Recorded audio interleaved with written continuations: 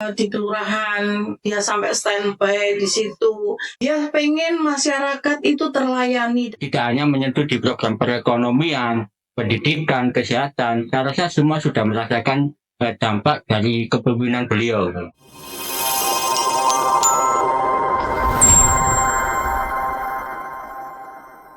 Halo Rek, balik lagi di GS TV.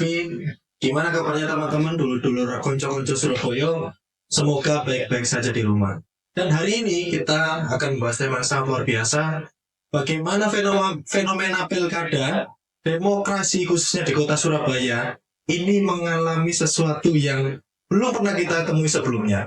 Pak Eri Cahyadi dan Pak Armuji melawan bumbung kosong. Apakah demokrasi Surabaya sudah mati? Apakah sudah tidak ada kader-kader partai yang potensial ataupun warga kota Surabaya yang potensial untuk kemudian memimpin kota Surabaya 5 tahun ke depan? Dan hari ini kita akan membahas perwakilan dari Partai Golkar, yaitu PK dari Kerembangan, ada Mas Januar, dan PK dari Kecamatan Simokerto, ada Bu Indah. Dan dulu-dulu PK itu adalah kepanjangan dari pimpinan kecamatan. Kalau dari Partai Golkar adalah kader potensial yang diutus oleh Ketua DPD untuk memimpin satu wilayah di sebuah kecamatan. Dan hari ini kita kedatangan dari Dapil 1 ya, Mas Bu ya. Selamat datang, sehat Mas Januar, Winda. Selamat ya, alhamdulillah sehat. Ya, sebelumnya saya ucapkan selamat dulu untuk Partai Golkar. Karena hasil pileg kemarin mengantarkan Partai Golkar yang dikomandoi oleh Bapak Arif Fatoni menduduki peringkat 4, benar ya? Betul. Dan untuk 5 tahun ke depan akan mendapatkan unsur pimpinan di kursi DPRD Kota Surabaya. Amin. Selamat untuk Partai Golkar. Dan mungkin langsung saja kita masuk di pembahasan tema kita pada hari ini. Kita akan membahas terkait pemenangan Pak Eri dan Pak Armuji. Bagaimana kemudian mengoptimalisasi di pilkada ini, bagaimana kemudian strategi yang pas untuk melawan bumbung kosong, atau lebih tepatnya tidak ada lawan, calon tunggal di pilkada kota Surabaya pada pemilihan di 2024 kali ini. Dan yang pertama yang pasti untuk masuk di masa kampanye kita akan membahas terkait strategi ya. Bagaimana kemudian kita memplanning kampanye, pemenangan, turun ke wilayah. Nah, kira-kira Bu ya, kita akan masuk di pembahasan ini langsung. Dan lebih enaknya ke ladies first ya, maksudnya ya. Aku mau tanya gini. Betul sih ya, gak apa ya. Gini Bunda, kalau terkait pemenangan kita akan membahas mapping plan. Kalau mapping plan, kita akan ngomong terkait strategi.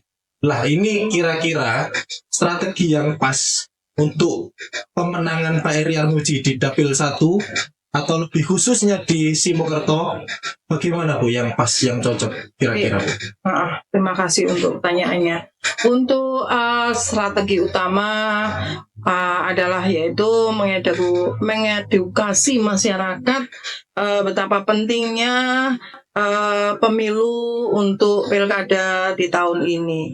Karena apa? Walaupun di situ lawannya itu bumbung kosong ya, tapi tetap kita bisa untuk menekan bahwa pemilihan umum pada pemilihan pilkada pada tahun ini, yaitu yang calonnya terus terang tunggal, yaitu Bapak Eri Cahyadi dan Bapak Armuji, adalah memilih. Kita harus bisa benar-benar memahami, yaitu memilih calon yang tepat. Karena apa? Program-program beliaunya yang sudah terbukti nyata di kota Surabaya. Seperti itu, Mas. Berarti lebih ke mengajak lagi, Iya, mengingatkan kembali pemilih terkait program yang sudah dijalani Pak Eri Armuji ya. Siap. Tapi ini Bu, terkadang kalau kita mengkampanyekan, mengkomunikasikan, ada beberapa lapisan masyarakat yang kurang yakin. Bisa nggak sih 5 tahun ke depan lebih baik lagi dengan komando orang yang sama? Apakah Surabaya akan tetap bisa jadi kota maju dipegang oleh orang yang sama ini lagi? Lah ini kira-kira langkah untuk meyakinkan masyarakat, meyakinkan dulur-dulur kota Surabaya ini yang tepatnya gimana? Mas Januar, kira-kira ya apa Mas Januar? Lanang ini biasanya pintar meyakinkan. Ini kira-kira Mas. Ya, baik. Terima kasih Mas Aprin. Jadi begini, untuk meyakinkan warga masyarakat Kota Surabaya bahwasanya kenapa kita harus kembali memilih Pak Eri Cahyadi dan Pak Armuji, karena saya rasa selama ini sudah jelas sih program-program yang beliau tawarkan, kemudian sampai di masyarakat seperti apa. Jadi apalagi sekarang kemudian adalah lawannya di kotak kosong, yang mana belum tentu jelas program-programnya. Jangankan programnya, visi misinya, orangnya aja nggak ada, kan begitu.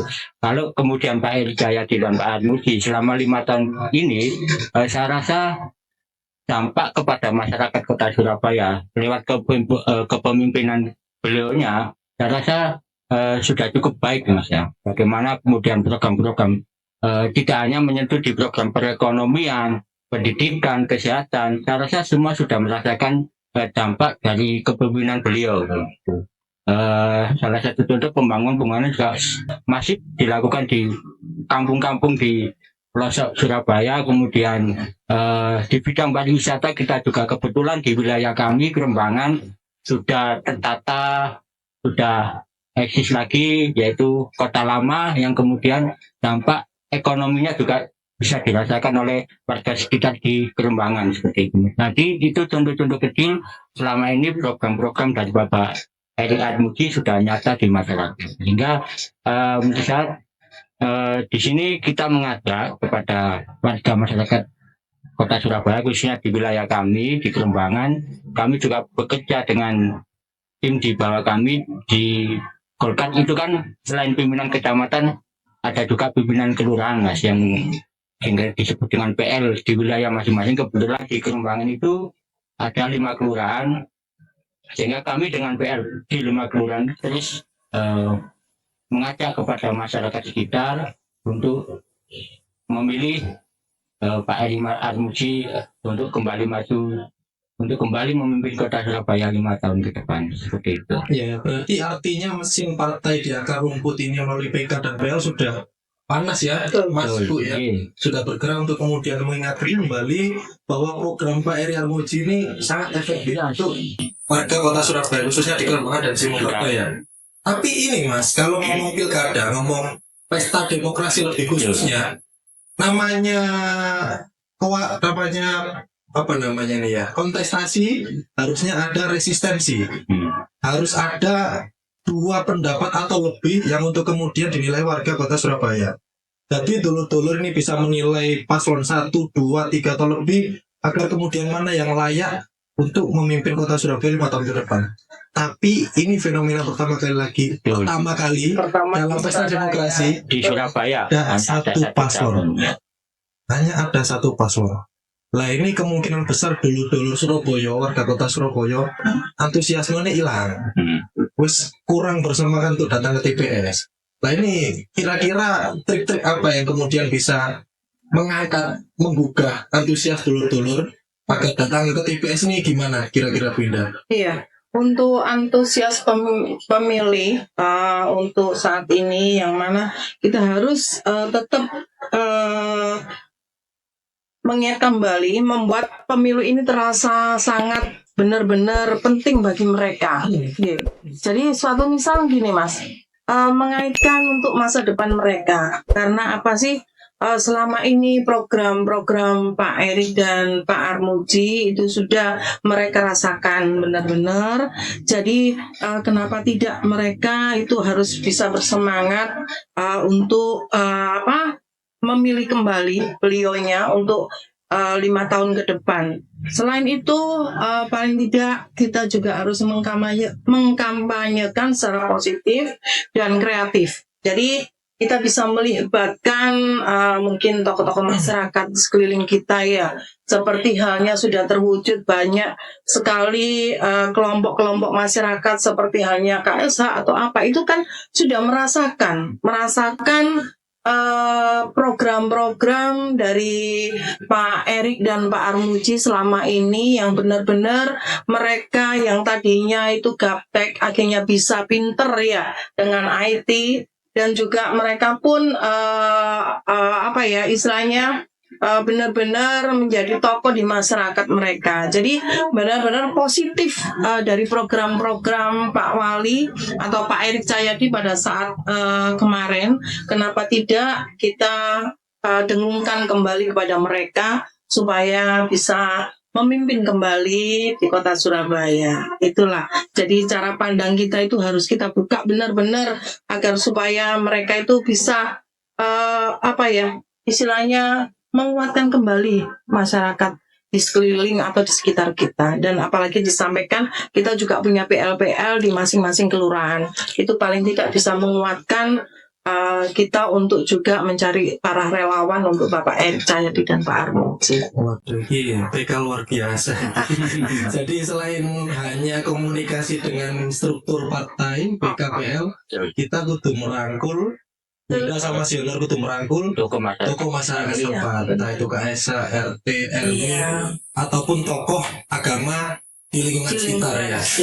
Itu luar biasa iso DKP biar mengurangi potensi golput di wilayah kecamatan masing-masing. Tapi gimana pun caranya, potensi golput itu pasti ada. Pasti itu ada. Mau gimana pun caranya nggak bisa dinafikan. Kita nggak bisa memaksa orang agar sama pemikiran seperti apa yang kita harapkan. Pasti ada beberapa yang kayak apa aku nyoblos. Kalau lawannya mesiji lah, untuk menghindari pemikiran-pemikiran seperti itu, kira-kira gimana Mas Yonar mengantisipasi potensi golput agar tidak besar?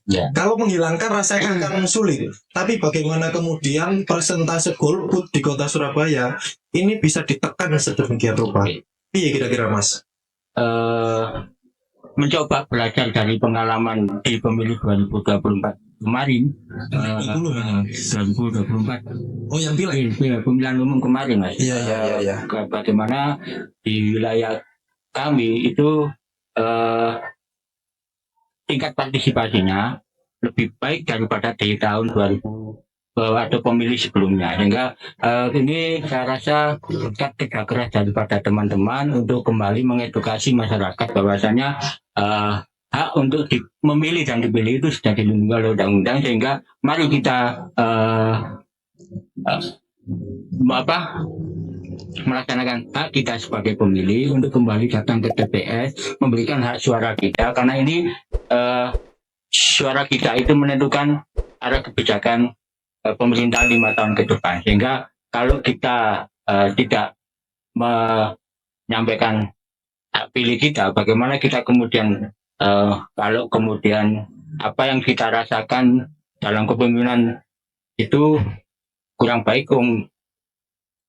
kamu sendiri nggak memilih kan begitu. Maka kita selalu mengajak kepada teman-teman khususnya generasi muda yang terkesan dalam tanda kutip apatis terhadap politik, kita untuk selalu mendorong mereka untuk mulai politik ya, karena bagaimanapun juga generasi muda ini kan perlu diberikan edukasi politik yang positif, sehingga mereka tidak terlalu apa sih politik itu ngono-ngono aja kan begitu Mas, biasanya seperti itu. Sehingga kita selalu mendorong kepada teman-teman di bawah khususnya pemuda-muda, ayo kita berpartisipasi langsung, entah itu masuk di dalam kepartean atau di dalam penyelenggaraan. Kita selalu dari mereka, paling tidak mereka sudah melihat beginilah sistem politik di Surabaya itu seperti apa, sehingga paling tidak itu salah satu cara kemudian kita mendorong masyarakat untuk tidak golput ini. Iya, berarti lebih ke isu pemuda yang hari ini apatis terhadap politik. Betul. Intinya ini Mas Yo, One kamera laku protes. Karena itu saya kan kaking demo. Ayo milih yo, ayo dikawal bareng-bareng nek salah yo lurus no. Lah kamu gak milih koyo ning lecet itu Mas yo. Yo habis aja nih. Karena mayoritas hari ini kita dapat bonus demografi, pemilih produktif itu lebih dominasi. Lebih dominatif angkanya. Saya rasa seperti di DPD Golkar Kota Surabaya ini dengan acara malam ini saya rasa sangat positif Mas ya, karena biasanya generasi muda itu kan tidak lepas dari gadget, sehingga kita di samping turun ke masyarakat secara langsung, kita juga mengkampanyekan Pak Eri Armuji ini di media sosial, baik di Instagram, Facebook, TikTok, segala medsos coba kita tampilkan hal-hal yang berkaitan dengan Pak Eri Armuji, apalagi dengan program-program nyatanya yang selama ini dirasakan oleh masyarakat Surabaya, khususnya pemuda Surabaya. Karena saya rasa perhatian Pak Eri dan Pak Armuji kepada pemuda juga luar biasa ya. Karena itu dibuktikan dengan adanya pemuda tangguh untuk anak-anak SMA, kemudian pembagian seragam gratis untuk SD dan SMP. Itu saya rasa sangat membantu teman-teman atau adik-adik kita yang bersekolah, khususnya warga yang tidak mampu seperti itu. Oh ya. Hal-hal seperti itu perlu kita masukkan supaya masyarakat tahu bahwasanya selama ini Pak Eri dan Pak Armuji itu programnya sudah nyata di masyarakat. Ya, program konkret yang perlu disosialisasikan melalui medsos. Paling tidak mendorong mereka untuk datang ke TPS kembali memilih Pak Eri Armuji. Lah iki dari tadi bahas ayo milih Eri Armuji, kembali milih Armuji karena programnya api, ayo milih mana. Ya ini nyoto, ayo diteruskan begitu. Ayo diteruskan. Kalau dari Partai Golkar kan memang rekomnya sudah turun ke Pak Armuji, sehingga kemudian mesin-mesin partai itu mengarah ke pemenangan di Armuji. Tapi gini Mas, kalau kita memilih itu harus ada metode kampanye yang efektif. Lah metode kampanye efektif untuk hari ini nih gimana? Bunda kira-kira ya apa cara kampanye yang efektif? Apa joget-joget kayak kemarin gimana menurut Bunda? Terima kasih. Untuk kampanye memang harus fokus ya Mas ya. Karena keberhasilan kita tunjukkan kepada masyarakat. Program-program Pak Eri Cahyadi dan Pak Armuji ini sebelumnya sudah dirasakan oleh masyarakat Kota Surabaya. Suatu misal pembangunan infrastruktur, hampir semuanya itu sudah merata. Ya, sudah terlihat lah. Kita nggak usah. Semuanya sudah terbukti. Dan untuk pelayanan publik ini. Pak Eri sendiri itu benar-benar turun di masyarakat. Iya, apalagi di kelurahan dia sampai standby di situ. Karena apa? Dia pengen masyarakat itu terlayani dalam hal surat menyurat kepentingan untuk pengurusan identitas ataupun yang lainnya. Nah, ini kelebihan dari Pak Eri Cahyadi seperti itu. Dan juga masalah dari beliaunya juga sering turun ke masyarakat, yaitu melihat masyarakat yang benar-benar tidak mampu dia sentuh kembali ya. Dan juga ada programnya stunting. Nah, ini yang selalu digembar-gembarkan, stunting sangat tinggi dan akhirnya stunting itu pun menurun. Alhamdulillah di Kecamatan Simokerto juga menurun gratis. Tinggal beberapa anak aja, alhamdulillah. Itu pun atas kerjasama Pak Erik dan Ning Rini ya. Tentunya ini ada kiprahnya karena saya emak-emak, ibu-ibu ya. Ya, jadi peran di masyarakat itu sangat penting karena Ning Rini juga turun, selalu mendampingi programnya Pak Erik, berkesinambungan. Jadi benar-benar tidak lepas. Pasangan berdua ini turun kepada masyarakat. Jadi apalagi yang mereka ragukan, ya toh? Kalau semuanya sudah kegiatan sosial sudah terbukti, untuk administrasi kependudukan itu sudah terlayani dengan baik, dan Pak Erik sendiri itu sangat kokoh untuk mengangkat martabat dari warga Kota Surabaya untuk bisa lebih baik lagi. Saya rasa seperti itu Mas. Penting sekali untuk mengenalkan kepada masyarakat bahwasanya kenapa tidak kita lanjutkan kembali seperti itu. Berarti lebih ke buka data lagi ya Bu ya, kita buka buku. Iki loh stunting awal sama ini. Ya. Pak Eri 5 tahun belum mundur. Walaupun tidak buka buku, itu sudah kasat mata, sudah terlihat, Mas. Jadi, jadi sudah terlihat. Kemarin tuh berapa anak yang stunting, akhirnya juga dengan semangatnya kerjasama lintas sektor ya, dari dinas kesehatan, dinas sosial, itu ternyata bisa menurun secara gratis. Itulah yang perlu patut kita kita acungi jempol program-program beliaunya, benar-benar memasyarakat, benar-benar turun ke bawah seperti itu. Mantap.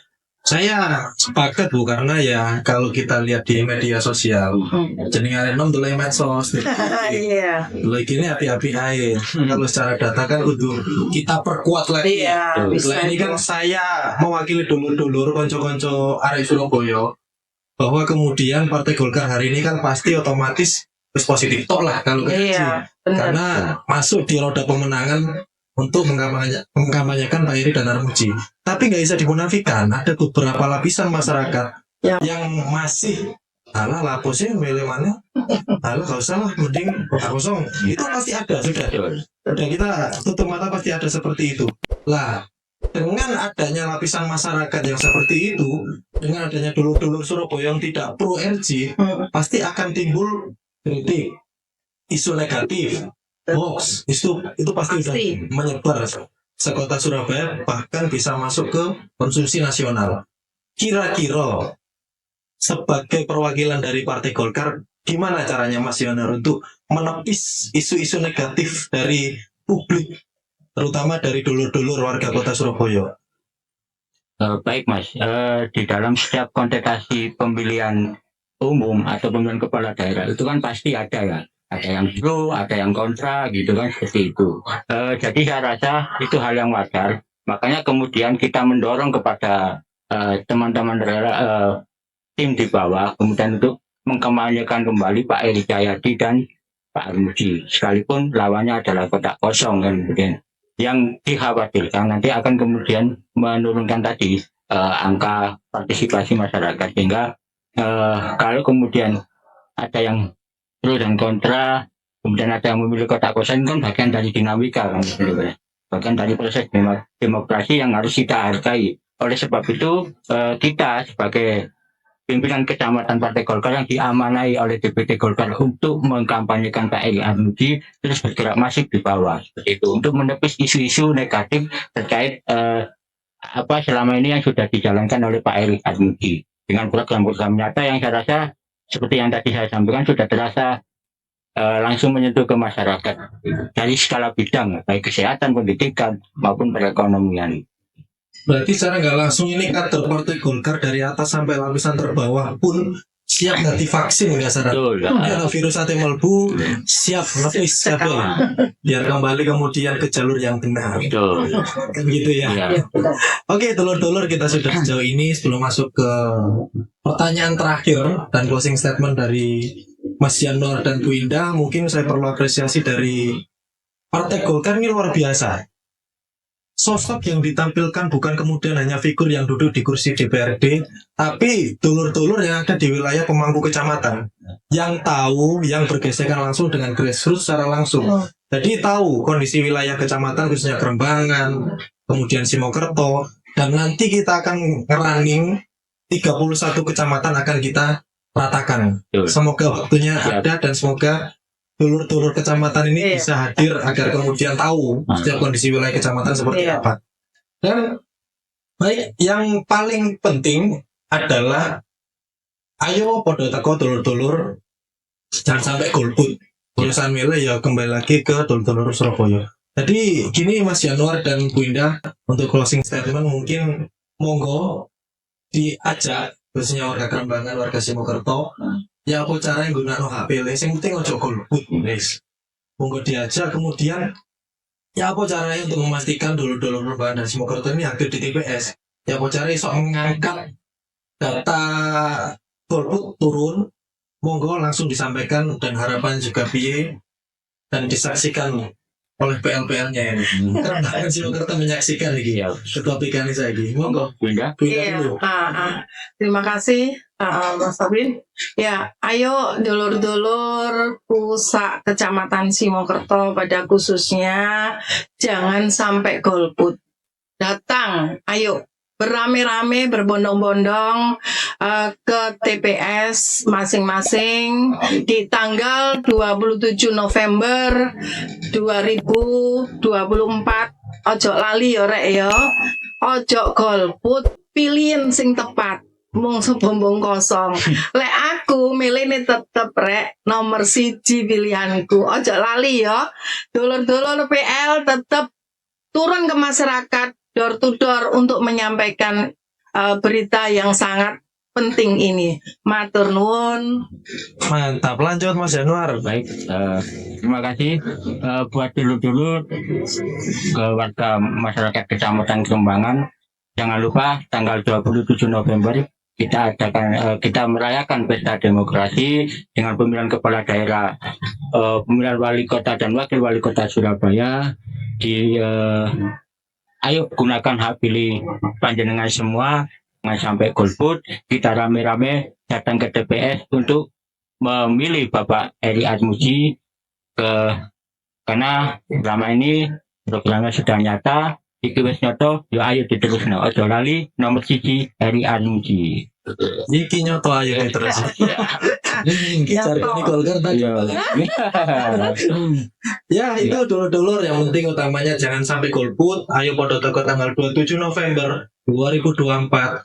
Ngejak anak bojo tonggo kiwa tengan ibu bapak. Ayo podo diramekno, jangan sampai golput intinya. Siapapun yang akan jadi nantinya itu yang akan kemudian memimpin kita di 5 tahun ke depan.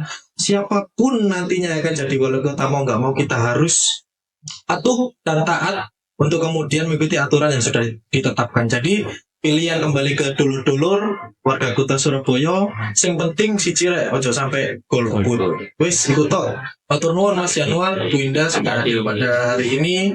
Dan dulur-dulur stay tune ya. Kita akan ketemu lagi di episode berikutnya dengan teman-teman ketua PK di wilayah kecamatan-kecamatan lain dari Partai Golkar.